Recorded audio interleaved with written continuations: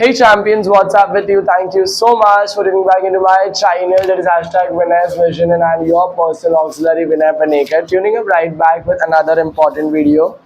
In this video, we are going to have a glance on the paper of Science 1 of the year 2020.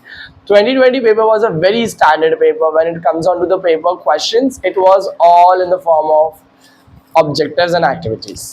All right, now while we'll be glancing it throughout the time, आपसे मैं एक ही request करना चाहता हूँ, please मेरी ये बात सुनिए कि आप अपने साथ में एक पेंसिल बुक को डेफिनेटली रखिए, क्योंकि जो भी मैं इंपॉर्टेंट पॉइंट्स आपको through out the time paper में बताने वाला हूँ, आप प्लीज उसको नोट डाउन कर लेना. कल के पेपर में 40 में से 40 मार्क्स लाना is easy. Alright, but at the same time वो 40 आपके कैसे आपको 30 बना देगा आपको पता नहीं चलेगा. तो जो प्रॉब्लम्स जो मैंने फेस किया है जब मेरे चैंपियंस लोग हम लोग सब लोग ये पेपर को सॉल्व कर रहे थे, वो मैंने सारे रिकलेक्ट कर लिया है. आप थ्रू आउट द टाइम उस चीज़ को नोट डाउन करना.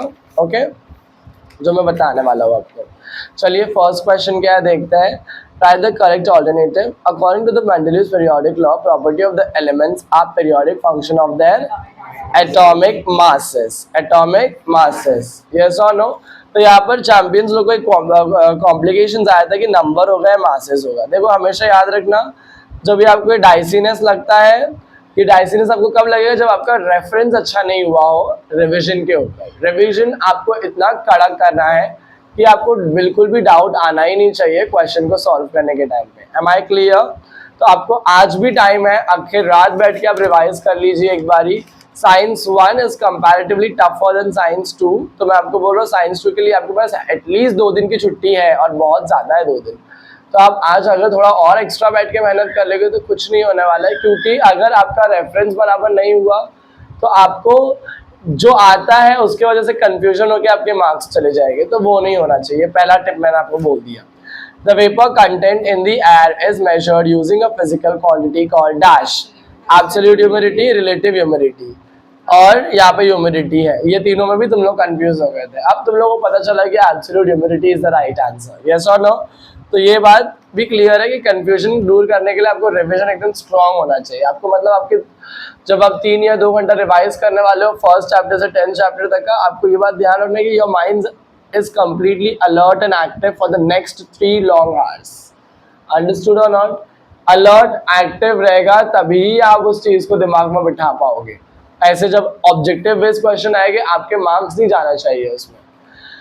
ये तो आपने पढ़ा रहेगा कि for the normal human eye the near point is how much centimeter? 25 centimeter. Yes. The astronomical object closest to our earth is dash in our galaxy. Mars, Venus, Jupiter और moon. It's not this 3 are not an object, it's planet, so it is moon. Yes or no? In the Wilflem table method, the particle of the gang are separated by dash separation method. Magnetic है, fruit flotation है, hydraulic है और gravitational है. तो इसका answer क्या है? Gravitational.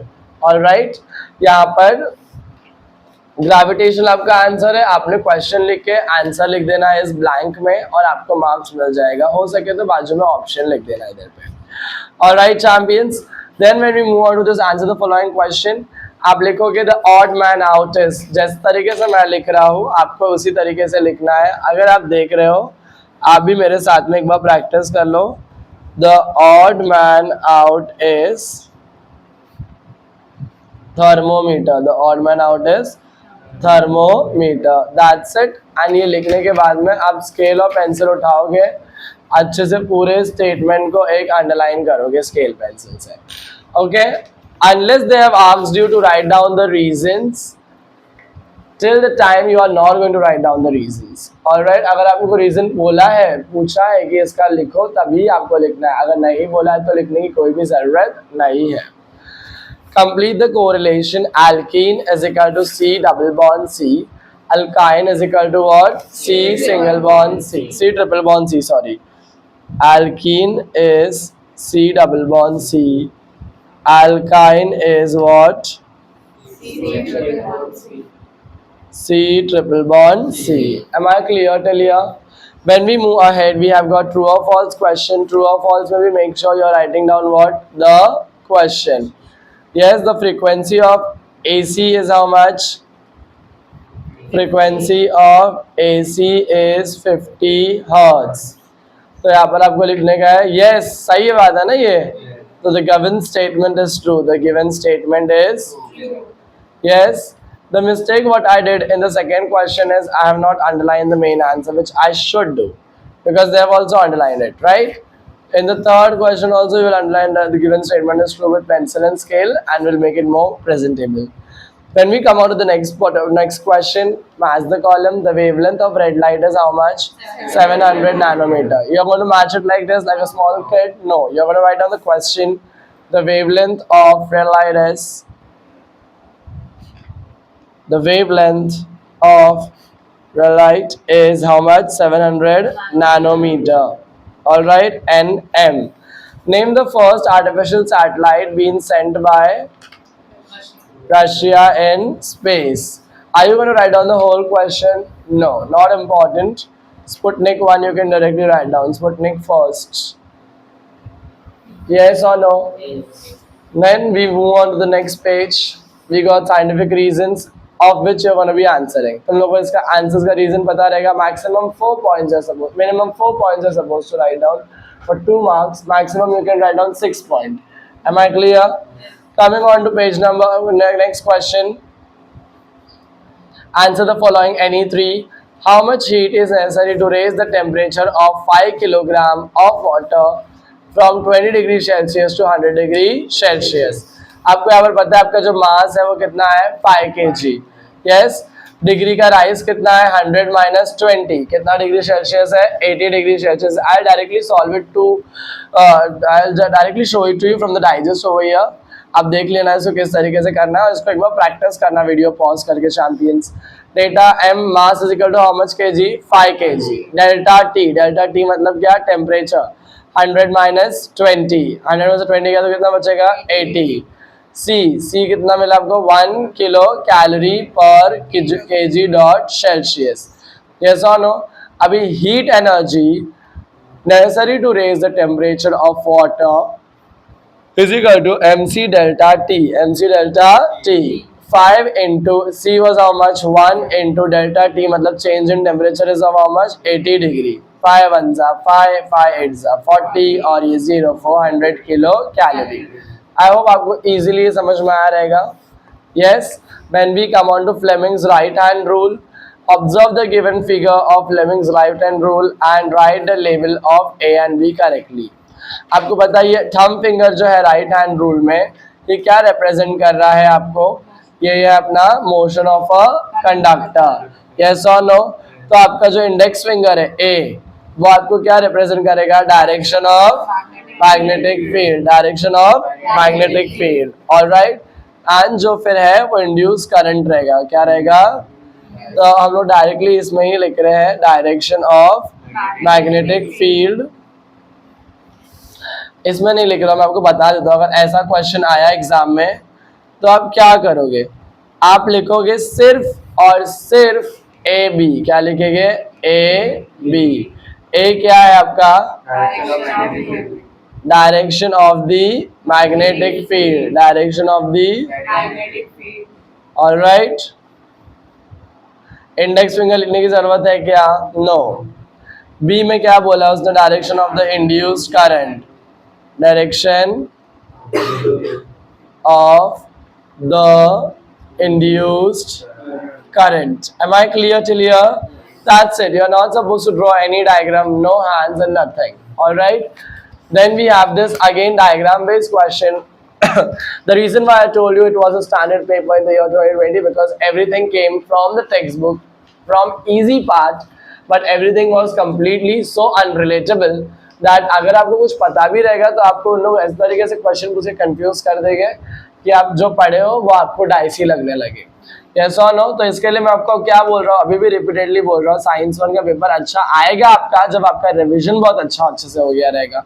Please एक बार चैंपियंस रिवाइज कर लेना. आज चाहिए तो आप रात में थोड़ा सा एक्स्ट्रा जाग लेना एंड सुबह में जल्दी भी उठ जाना, बट एक बार रिवाइज कर लेना क्योंकि कल आप 1 बजे जब रिटर्न आ जाओगे तो उसके बाद में अगर आप सो भी जाते हो तो आराम से उठना. बट आज के दिन थोड़ी मेहनत कर लेना सब लोग ही, क्योंकि आपको क्या करना है इस पेपर के अंदर बेस्ट मार्क्स सिक्योर करना ही है. ऑलराइट, देन आप देख रहे हो यहाँ पर, name the process represented in the figure. आपको पता है ना ये कौन सा प्रोसेस है? Analysis behaviour of water, yes और नो, आपने लिख देना है स्पेलिंग। नेम द प्रोसेस को, कौन सा प्रोसेस हम लोग को पता है? The process mentioned is, the process, यहाँ पे मेंशन बोला वर्ड है या रिप्रेजेंटेड है? Represented is, what is the process represented is anomalous behavior of water. I'm extremely confused with the spelling. Anomalous, ANOMALOUS, anomalous behavior of water, behavior of water. All right, then जब हम लोग आगे बढ़ेंगे, we have got this B question that is again interesting. At what temperature does this process take place? At what temperature does this process take place? The process takes place. The process. ये objective question नहीं है बेटा, तुम लोग को थोड़ा enlarge करके लिखना ही पड़ेगा। Yes or no? At D 4 degree Celsius. समझ में आया नहीं आया? Next we have fourth question, CuSO4 plus Fe solid gives what? ये आपको पता है डिस्प्लेसमेंट रिएक्शन है। कौन सा रिएक्शन है? डिस्प्लेसमेंट।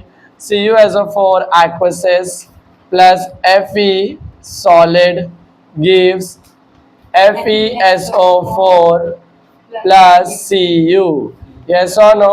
अभी FeSO4 क्या है? सॉलिड है, लिक्विड है, क्या गैस है? yes or no? वो आपको यहाँ पर लिखना पड़ेगा। मुझे ज्यादा का पता है, कॉपर अपना सॉलिड है, यस। FeSO4 हमारा क्या है? एक्वेसिस है। क्या है? एक्वेसिस। अब चाहिए तो इसके नीचे कॉपर सल्फेट करके ऐसा लिख सकते हो, आयरन लिख सकते हो, आयरन सल्फेट और कॉपर लिख सकते हो, but they have only not asked us to write down, why shall we write it? Guys, अगर उन्होंने लिखा रहता है यहाँ पर दो, तो हम लोग भी यहाँ पर दो लिखते हैं, बट उन्होंने लिखा ही नहीं है ऐसा नीचे कोई भी चीज, तो हम लोग को भी लिखने की जरूरत नहीं है। Name the type of reaction. The reaction here is, the reaction type is displacement reaction. This is a displacement reaction में लिखेंगे तभी आपको मार्क्स मिलेंगे। Yes or no? This is a displacement reaction. Write a short note on alloying. Write a short note on alloying as a new question. You know an alloy? Yes, an alloy is a homogeneous mixture. An alloy, आपको ना मैं ये answer लिख के दिखा रहा हूँ और आपको किस तरीके से आंसर एग्जाम में लिखना है और क्या अंडरलाइन करना है, कैसे अंडरलाइन करना है, वो आपको बताने का है मुझे यहाँ पर इस आंसर के through. N alloy is a homogeneous mixture. An alloy is a homogeneous mixture of two or more metals, or a metal and a non-metal in a definite proportion. In a is called an alloy. Yes or no? Is called an alloy. अब यहाँ पर मैंने जब example यहाँ पर लिख दिया है अलॉय के बारे में, अलॉय तो क्वेश्चन ही था। अलॉय है क्या? एक होमोजेनियस मिक्सचर है। यस और नो? ये मैंने अंडरलाइन कर लिया। ऑफ टू और मोर मेटल्स, टू और, देखा मैंने यहाँ पर मोर नहीं लिखा था, तो क्या आप लोग आजकल या इसके पहले वाले पेपर्स में तुम लोगों ने पेपर चेक किया था एक बारी? मिलेगा ना ऐसे छोटे छोटे मिस्टेक्स, ये आपके नहीं होने चाहिए। समझ में आया? ऑफ टू और मोर मेटल्स और a metal and a non metal, समझे? और a metal and a non metal in a definite proportion, in a perfect proportion में उसको क्या बोलेंगे हम लोग? अलॉय बोलेंगे। इतना क्लियर हो गया आपको? हम लोग यहाँ पर एक एग्जांपल लिखेंगे क्योंकि 2 मार्क्स का क्वेश्चन है, we can not write it down as in 1 point, right? हम लोग यहाँ पर ये 1 पॉइंट लिखे, सेकेंड पॉइंट लिखेंगे an alloyed article does not rust. Yes or no? जंग पकड़ता है क्या? थर्ड पॉइंट में we are going to write down an alloy has anti-corrosion Anti, CORROSION, anti corrosion property in it, in फिर ये पहला point आता था, फिर उसके बाद में ये वाला पॉइंट आता था, इसके लिए वो रस्ट होता नहीं है. I have just written it upside down. आपको समझ में आ गया ना? But an alloy article does not rust. Yes, an alloy has which property? Anti corrosion property. Yes or no? Steel is an example of alloy. Steel is an example of alloy in a proportion of, in a 74% iron, 74% 8% carbon and 18% chromium. Yes or no? So steel is an example of alloy. What is an example of alloy? Steel. Proportion क्या है उसका?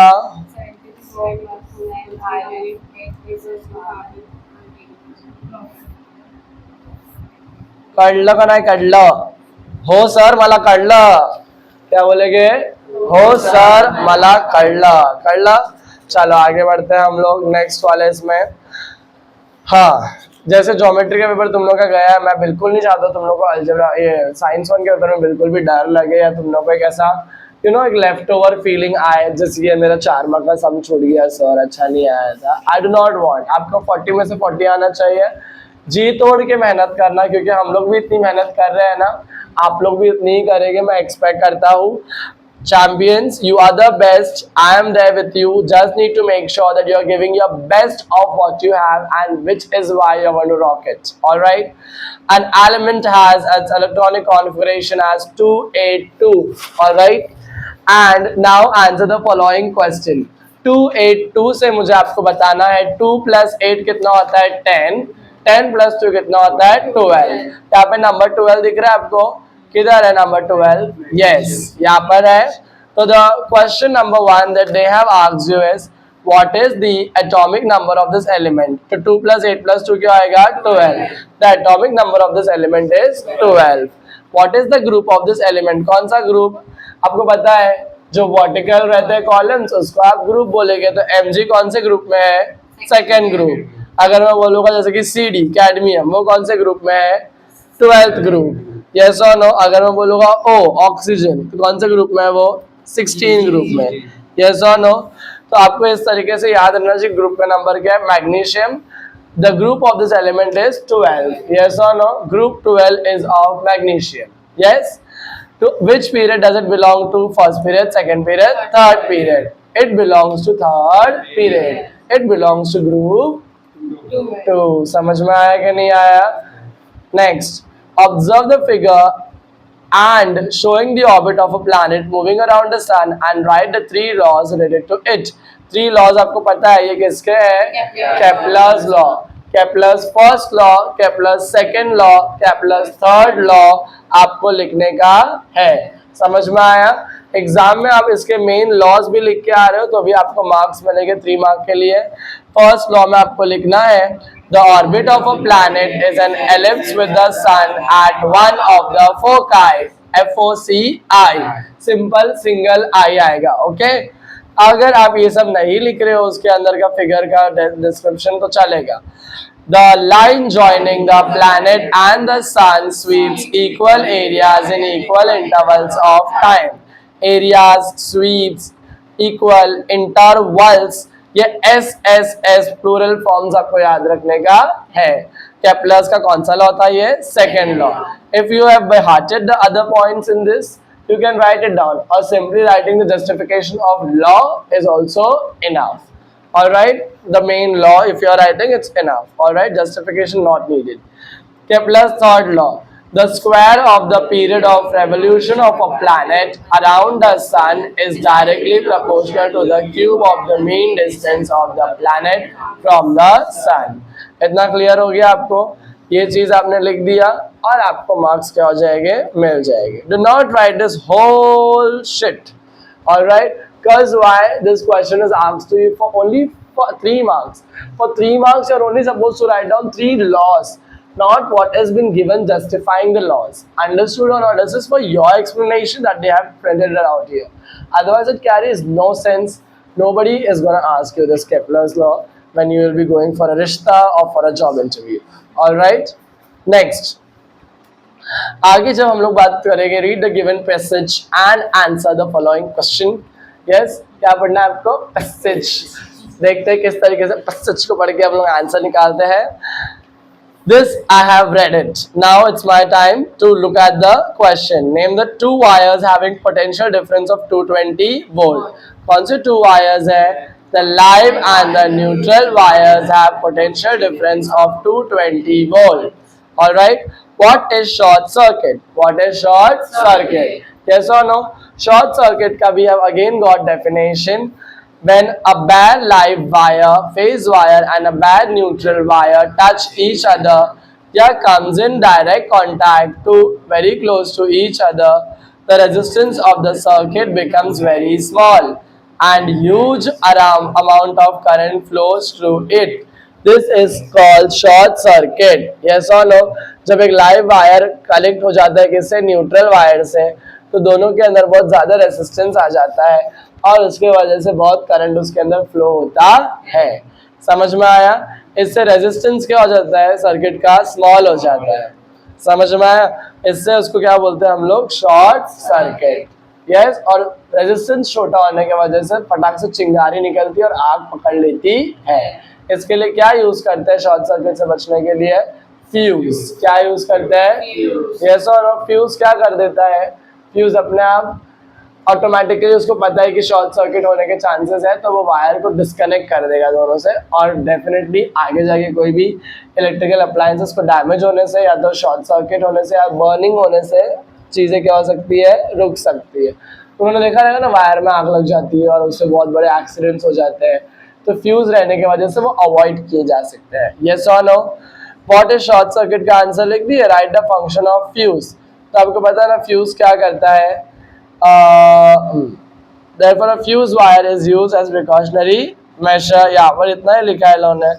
Fuse disconnects the live wire and the neutral wire when they come in contact. Yes or no? When they are about to come in contact or when they come in contact, thus saving away the appliances from getting damaged or saving it from big accident. Yes or no? Next, observe the given figure and answer the following question. Yes or no? What does this question mean asked to you over here is, there is a diagram given on the basis of light rays.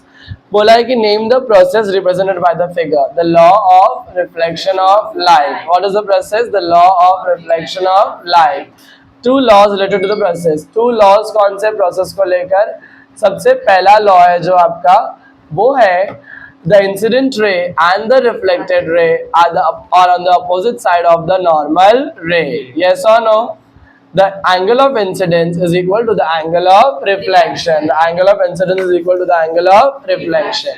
ये दोनों आपको समझ में आया? Incident ray and reflected ray at the point of incidence and are on the opposite side. Yes or no? For a given pair of media, जो sin I और sin R जो है वो क्या है? Constant. Yes or no?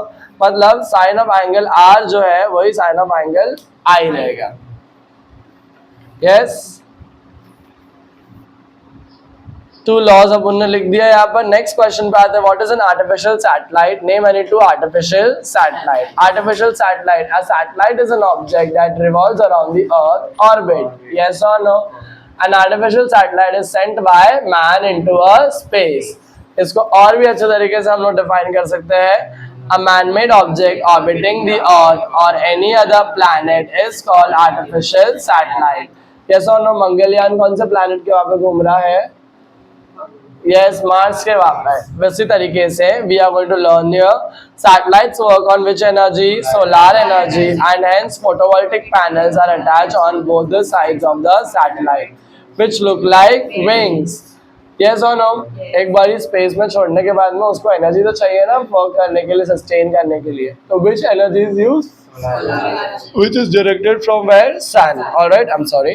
Satellites are also installed with various transmitters, जो radio के signals आपको ट्रांसमिट कर सके, and equipments to receive and transmit signals between the earth and the satellites.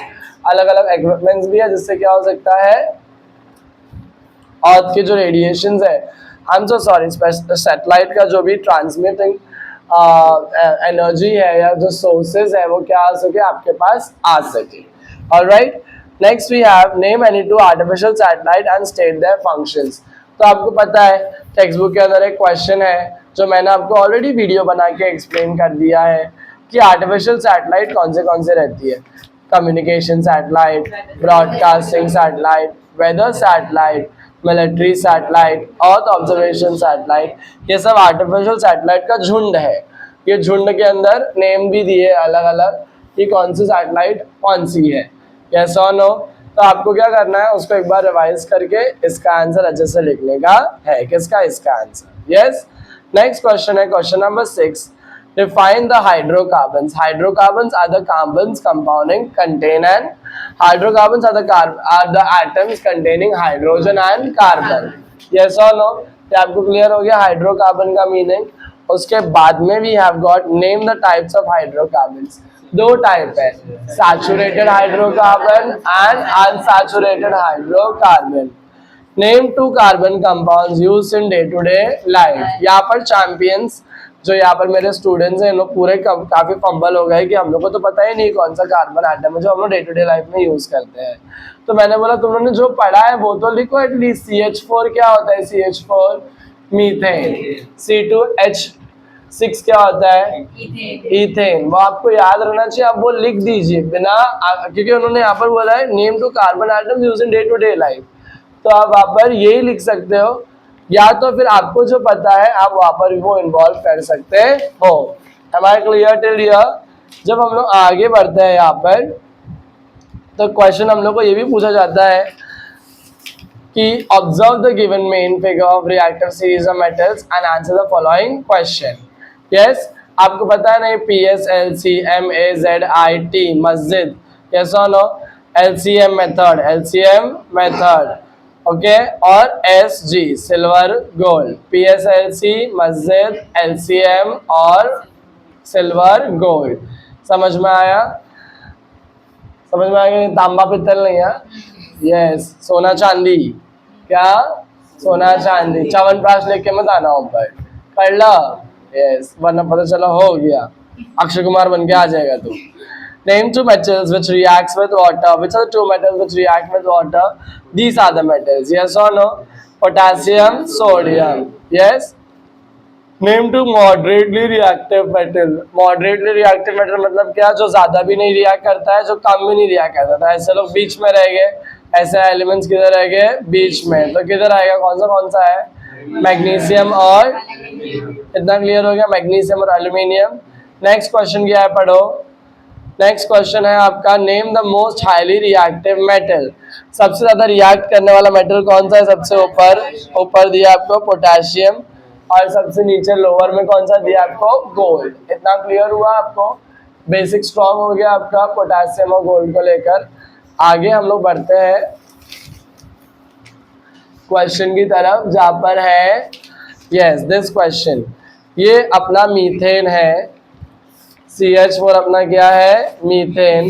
तो हम लोग इसको टेबल को कंप्लीट करते हैं क्वेश्चन को समझकर। यस और नो, टेक्स्ट बुक में नहीं है ये question,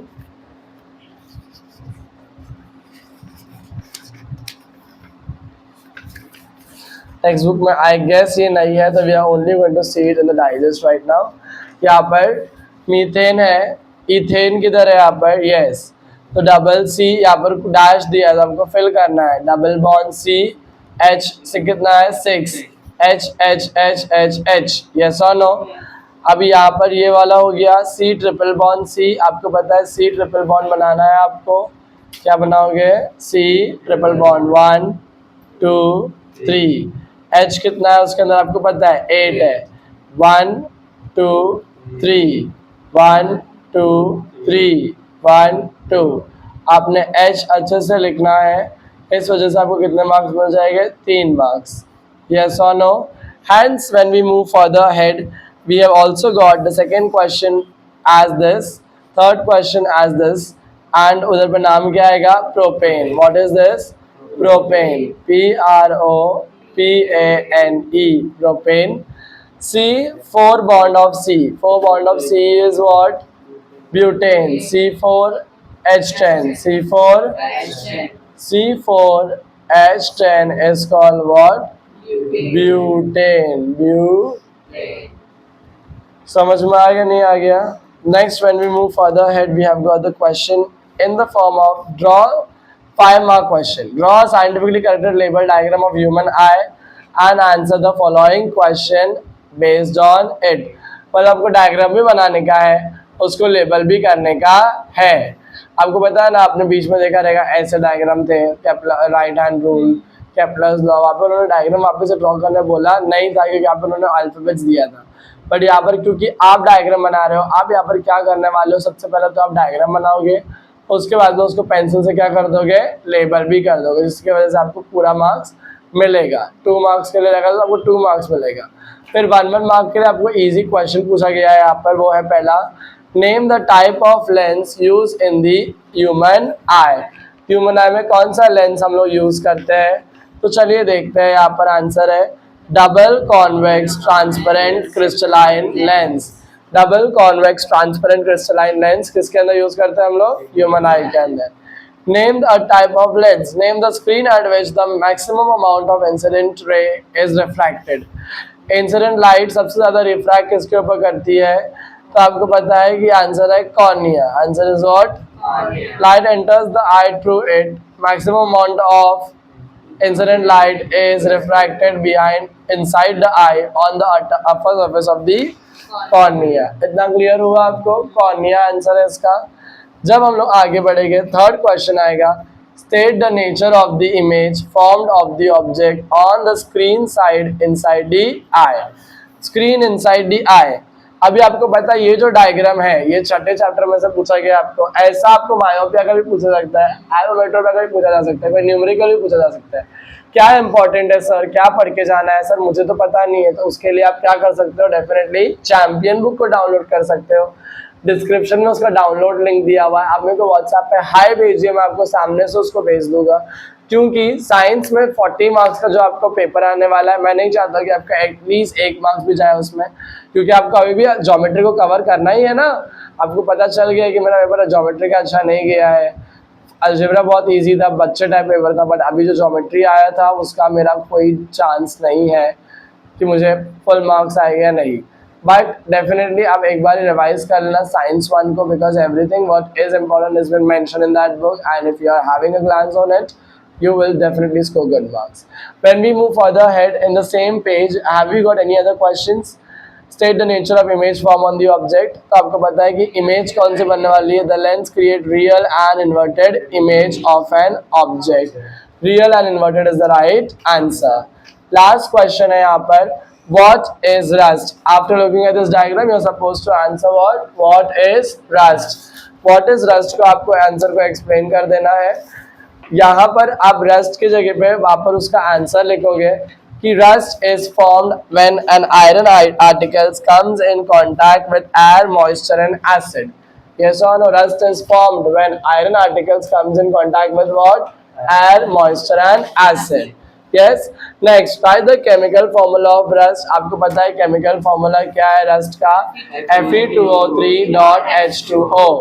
second, right the reaction of oxidation of iron at anode. Anode पे क्या रिएक्शन है? Fe gives Fe2O3 Fe2 plus, I'm so sorry, plus 2E minus. Yes or no? Right the reaction of oxidation of the iron at cathode. Cathode में क्या reaction है आपका? Cathode में यहाँ पर 2 रिएक्शन है. तो हम लोग यहाँ पे से देखते हैं कौन सा परफेक्ट है. यहाँ पर हम लोग लिखेंगे ये वाला, O2 gas plus 4H plus 4E minus gives 2H2O. ये लिखने के बाद में आपका कैथोड का रिएक्शन भी हो जाएगा लिख के, और एनोड का भी हो जाएगा. What is corrosion? Question mark. यहाँ पर लिख सकते हो the slow process of decay और destruction of metals due to the effect of air, moisture and acid on it is called corrosion. Yes और नो? आयरन आर्टिकल आपने लाया तो भी कल के कल जंग पकड़ लेगा उसका, परसों के परसों उसको भगवान में डाल दोगे. Through out the time, years two years ये प्रोसेस चलने वाला है, जो आप क्या करेंगे, थोड़े सालों के अंदर उस आयरन आर्टिकल को एलिमिनेट कर दोगे घर पे से। यस और नो? बिग बॉस के घर से आपको निष्कासित किया जाता है। यस, तो उस तरीके से आप इसको पूरे पेपर को आपने समझ में आया, आपको किस तरीके से लिखे हम लोगों ने, क्या क्या किए, क्या क्या डाउट्स था आपका, वो पूरा सॉल्व हो गया। और हम लोग अभी पेपर को ख़त्म कर रहे हैं, तो मेक श्योर करना चैंपियंस आप अपना बेस्ट दे रहे हो। अगर आपने वीडियो को लाइक नहीं किया तो डेफिनेटली करिए, और चैनल को प्लीज़ सब्सक्राइब करिए, क्योंकि हक बनता है आपका। Yes or no? Until we meet, all the very best. Thank you very much, and thank you so much, champions.